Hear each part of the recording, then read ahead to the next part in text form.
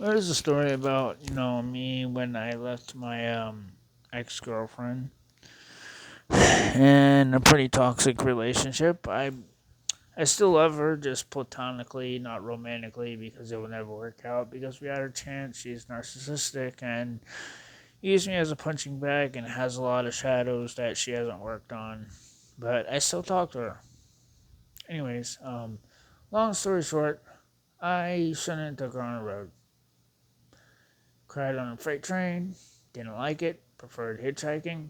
Um, Ended up leaving her at a rainbow gathering after a friend of mine died of a fucking heroin overdose in Detroit, who I was going to meet at a rainbow gathering and leave her for anyways. I left her at the rainbow gathering because it was a safe place to leave her. I gave her $190 for her dog to get fixed, which I should have took the dog, but I didn't. Instead, I saw her again in Portland, strung out on meth, bad.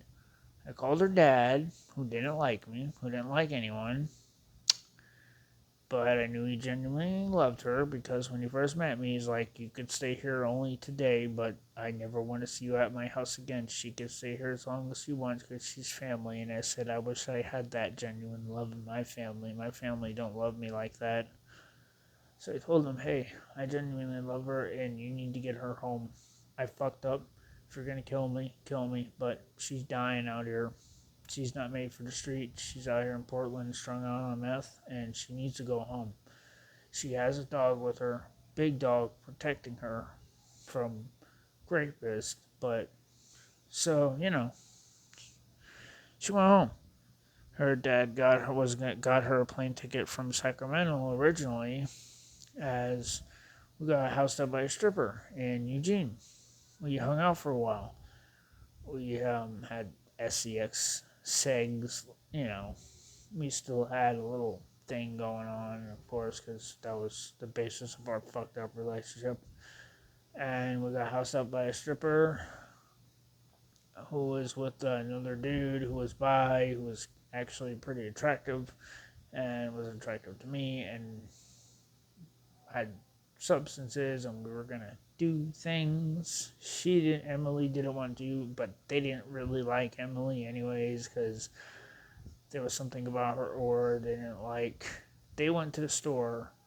They never came back. Me and Emily, we did all the drugs. We messed around. Next day, the girl's mom comes, says she went to jail for an murder warrant. Dude shoplifted the store, went to jail, and wasn't going to get out to the next day. And the house we were in, the rent's expired, so we got another day before we were evicted. So we're like, okay, cool. She was looking for meth. She was looking for drugs, which we were all on at the time. I was on something darker because I'm an idiot. And she left. Me and Emily messed around for another day. See, I had a flip phone, right? And before we got housed up by the stripper randomly in Eugene, we took a train to Eugene from Klamath Falls. In Klamath Falls, she broke my guitar over my head and then ran off and then left a message on my phone saying, "I am sorry that I've done these things to you. I am sorry that I treat you the way I treat you. I am sorry that I lie about you to people, that I try to get you to be set up to get attacked and hurt and tell people that you are a bad person when you really aren't a bad person. I am sorry that I lie about you being violent when you never touched me." Like, she must have done acid that night or something, because, boy, or mushrooms, or, because that's the truth. That was the truth coming out. She felt guilty, because I don't know who she was telling that to. Probably a lot of people, because she said that about a lot of her exes. I never put a hand on her, but she beat the shit out of me. But I liked it. I don't know. And anyways, I kept that text on my phone, which was a flip phone, for a reason. Something told me to save that text, and it saved my life because We got housed up by that stripper a couple days later in Eugene. All that crazy shit happened. We had SAGs for 2 days. Pretty rough, pretty hard, pretty good. It was like we were together, but we weren't. And then she posted in a Facebook group that I was stalking her and raping her and trying to kill her and holding her hostage in this house. Yeah, I didn't know this at all. We just had SIGs, and I was like, okay, your dad's gonna get you a plane ticket home. And she's like, yeah. And she was mad at me because I called her dad. That's what she was mad at me about. And it was from Sacramento to New Jersey. And I was like, okay, well, we'll get you to Sacramento. And that's what she posted in Dirty Kid page, some page I wasn't in because I troll. That I was abusive. Anyways, I go out to the parking lot, look for a cigarette, see a big burly girl with a mohawk. I ask her, can I please have a cigarette? And it's American Spirit. She's like, you roll? I'm like, sure. So I roll up, and then I see more punks come.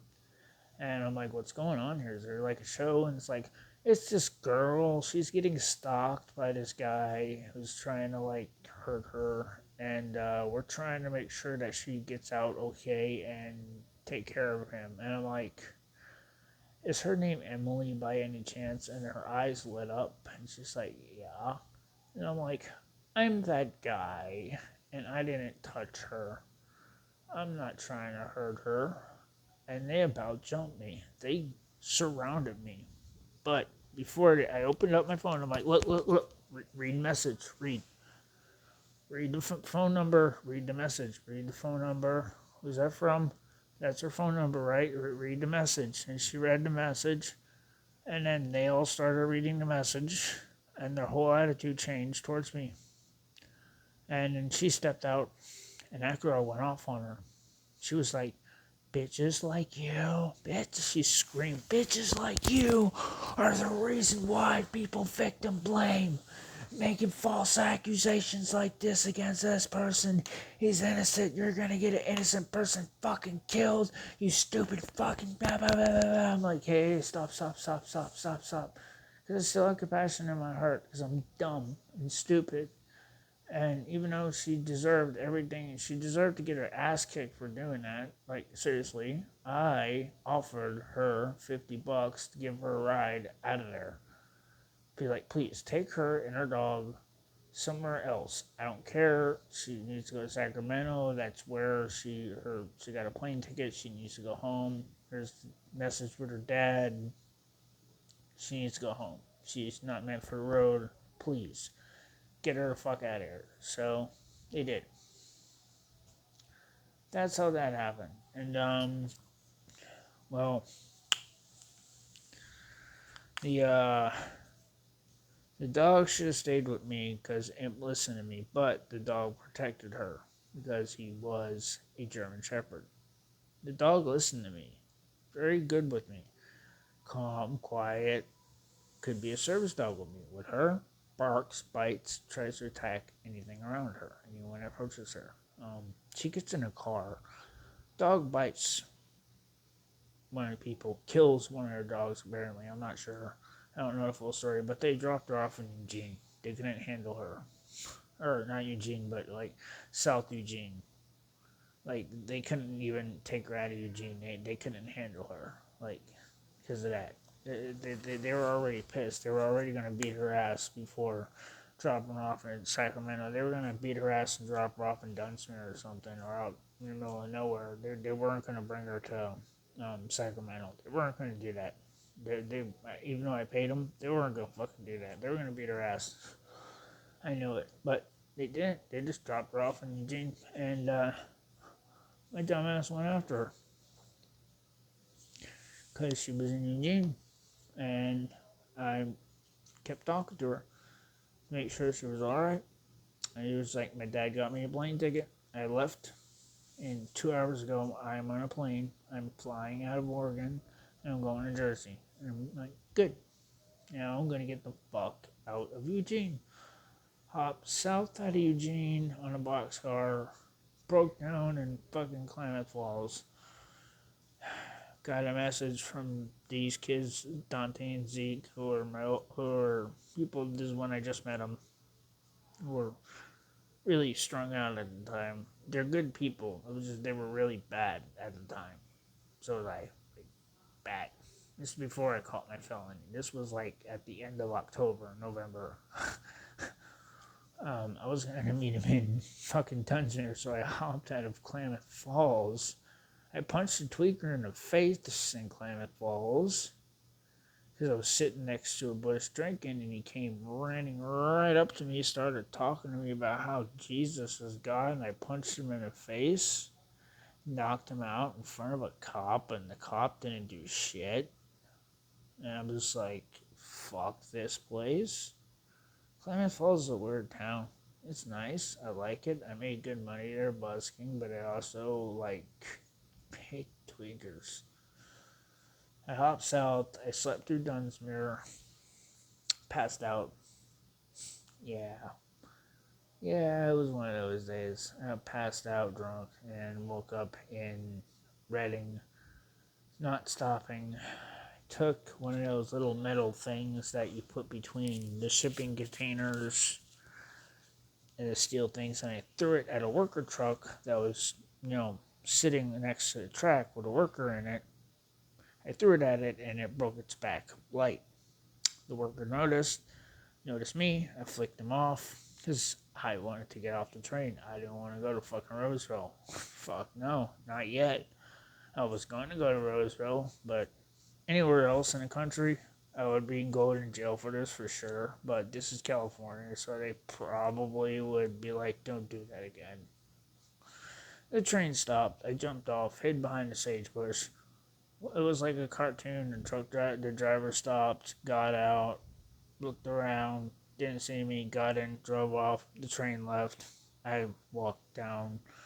I got a ride into town.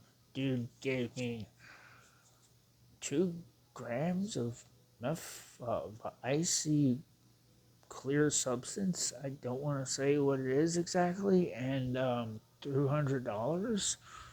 He figured I could sell it, I guess. I don't know, but I gave some away for a black tarry substance, and then I used another $40 to buy a phone, which I hitchhiked off an on ramp, and it got ran over by the car that picked me up, and I didn't notice it. I forgot about it. I didn't realize that I left that smartphone on the ground because I had a flip phone this whole time. And by the time I realized it, I was already halfway in Dunmuir, so I had to hitchhike back to the spot where I was, which I did, which was pretty quick, and my phone was crushed. I was pissed, so I had to go back to the store, pay another $50, get another phone. Told the guy what happened. The guy felt bad for me, and he gave me a phone for 20 instead of 50, 25. So thanks, man. I went, and then I got a ride into down towards Reading to South Reading, way further south than where I originally got a ride from the cool metalhead.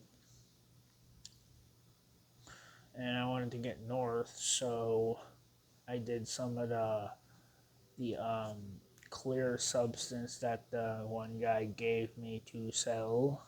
I did a little too much because I don't know how to dose that stuff, and freaked out. Thought I was having a heart attack. No, I was just having anxiety. Called an ambulance. I told them that I took Molly, and I don't think it was Molly, and they said it was probably meth. So I said, okay, can I get treatment? They took me to the hospital. They gave me diazepam. I left the hospital. I was on the north end, and then I hitched to Dunmuir that night. And I was trapped in Dunmuir for 2 weeks with Dante and Zeke because we made hundreds of dollars busking at that gas station. Mind you, this is 2017 in October. And we would buy beer and we would go to the Amtrak station and get drunk as fuck. And then we would go to the southbound hop out and pass out. And then we started passing out at the Amtrak station and doing nefarious things at the Amtrak station that were highly illegal in other places, but accepted in um, California. There, little square blotters that you put on your tongue, little gel things, some fungus, some black gooey stuff, fun stuff, and mainly alcohol. And we were there for like a week.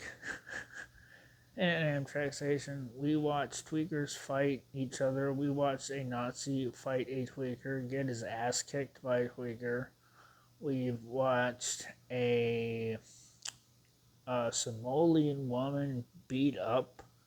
I think it was like an Asian trans woman. I'm not sure, but I don't know what they were fighting over. And we were watching drunk people, and they kept getting us drunk, and we were just passing out in the Amtrak station because it was getting cold at night. It was a cool little weird spot. So we walked to the end where we hop out to Roseville, the north end, where I knew they were trying to go to Portland. I'm like, this is the north end. This is gonna take us to Roseville, right? The Portland hop out's the other side of the yard, and they're like, yeah, we know, but whatever. So we were there another week, missing trains. And instead of just stopping Roseville trains, it's just like, can we just go to like Barstow?